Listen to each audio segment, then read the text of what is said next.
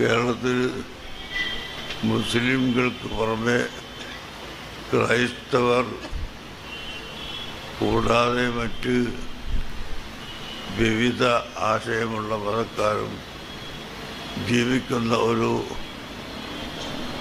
സ്ഥലമാണ് ഇന്ത്യ രാജ്യം.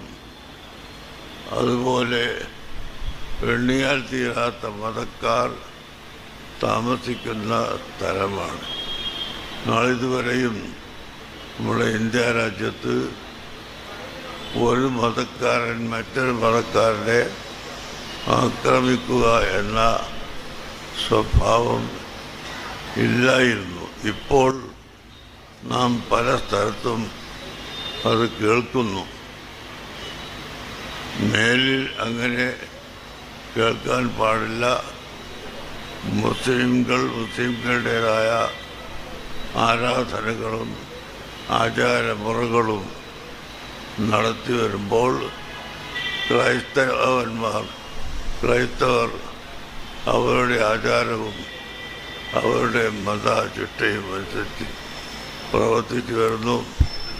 ബാക്കിയുള്ള എല്ലാ ആളുകളും അവരുടെ ചിട്ടയനുസരിച്ച് പ്രവർത്തിക്കുമ്പോൾ ഒന്ന് മറ്റൊന്നിനെ ആക്രമിക്കാത്ത വിധത്തിൽ എല്ലാവർക്കും സ്വതന്ത്രമായി പോകാനുള്ള അനുവാദമാണ് നമ്മുടെ ഇന്ത്യൻ ഭരണഘടന തന്നെ അറിയിക്കുന്നത്.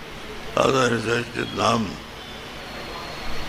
ജീവിച്ചാൽ ഇവിടെ ഒരു കുഴപ്പവുമില്ല.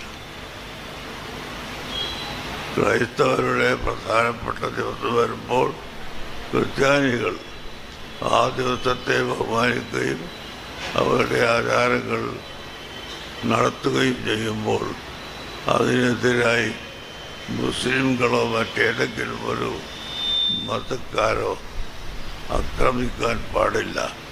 മുസ്ലിംകൾ അവരുടെ പ്രധാനപ്പെട്ട ദിവസങ്ങളിൽ അവരുടെ ആചാരം നടത്തി വരുമ്പോൾ ഇങ്ങോട്ടും ആക്രമിക്കാൻ പാടില്ല.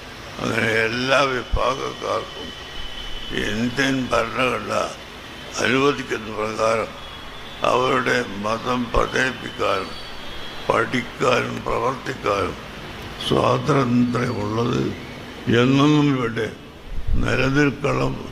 അത് പൊളിച്ചു കളയാൻ ആരും ശ്രമിക്കരുത് എന്നാണ്